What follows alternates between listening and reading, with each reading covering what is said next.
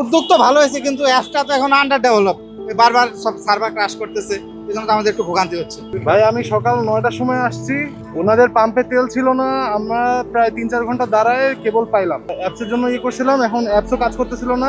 পরে দেখলাম যে হয়ে গেছে কেমনে, তারপরে 1000 টাকা তেল দিল আমাকে। আমাদের তো হাত পা বাঁধা, ওনাদের কাছে তো জিম্মি হয়ে আছি আমরা বলতে গেলে। এক সপ্তাহ চলে না, আমরা চাকরিজীবী মানুষ, বারবার তো আসলে লাইনে দাঁড়ানো সম্ভব হয় না।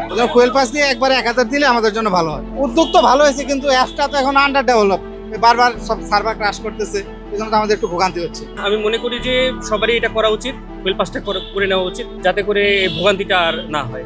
আর আজকে আমি তেল নিলাম, দেখা যাবে যে 1 সপ্তাহ বা 10 দিন পরে আমি আসলাম, মাঝখানে আর আমার কষ্ট হলো না।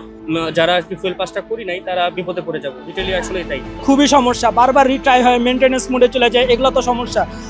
অবশ্যই সরকারের উচিত ডেভেলপারকে ভালোভাবে দেখা, এটাকে মেনটেন্যান্স মোডটা ঠিকভাবে করা, মানে এটার মেনটেন্যান্সটা ভালোভাবে করা। কম টাকা দিয়ে ডেভেলপ করলে তো সমস্যা, ভালো টাকা দিয়ে খরচ করে যেন এটাকে ঠিকভাবে রাখে, যেন এখানে পাম্প থেকে শুরু করে জনগণের কোনো সমস্যা না হয়। মানে বারবার খালি রিট্রাই হতেছে, আপনার যে কিউআর কোড জেনারেট করার পরে ওনারা স্ক্যান করতে পারতেছে না, মানুষ এসে ওনাদেরকে ধরতেছে, এটা তো একটা প্রবলেম। তো অ্যাপস যারা ডেভেলপ করছে তাদেরকে উচিত আর একটু ফোকাস করে এটার হোস্টিং সার্ভার যা আছে এগুলোকে আরো ভালোভাবে ইউজ করা।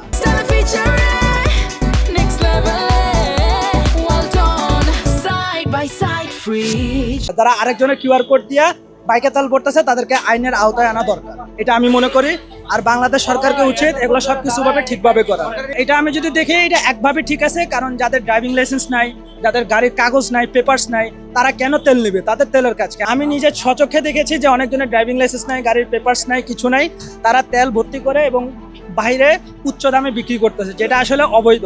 কারণ তেলের সংকটের অবস্থায় আমরা যাদের তেল দরকার তারা যদি তেল না পায় তাহলে তো সমস্যা। তো সরকারের এই ফুয়েল পাসকে আমরা সাধুবাদ জানাই, কিন্তু তার থেকে বড় বিষয় হচ্ছে এটাকে আরো উন্নত করার দরকার, যেন জনগণের ভোগান্তি না হয় এবং অতি সময় যেন তেলের সংকটটা যেন কাটিয়ে আসে, এটা আমরা সবার কাছে দোয়া চাই। অ্যাপসটা হচ্ছে আপনার কাস্টমার যে কিউআর কোড, এটাতে আমরা এভাবে স্ক্যান করতে হবে।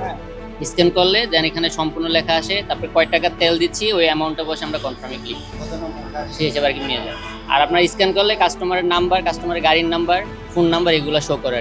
না স্ক্যান করলে 1000 টাকা দিচ্ছি, আর নর্মালি যাদের নাই অ্যাপস তাদেরকে 500 টাকা দিচ্ছি। অ্যাপস আপনার ধরেন 10 মিনিট ঠিক মতন কাজ করে, আবার 1 ঘন্টার জন্য বন্ধ হয়ে যায়, আর খুবই স্লো কাজ করে। কয়েকবার স্ক্যান করার পরে তারপরে এটা সম্পূর্ণ হয় আর কি, এরকম অবস্থা। কালকে সারাদিন বন্ধ ছিল, আজকে মনে হয় আধা ঘন্টা সারাদিনে চলছে ভালোভাবে, আর এরকমই দেখাচ্ছে সারাদিন।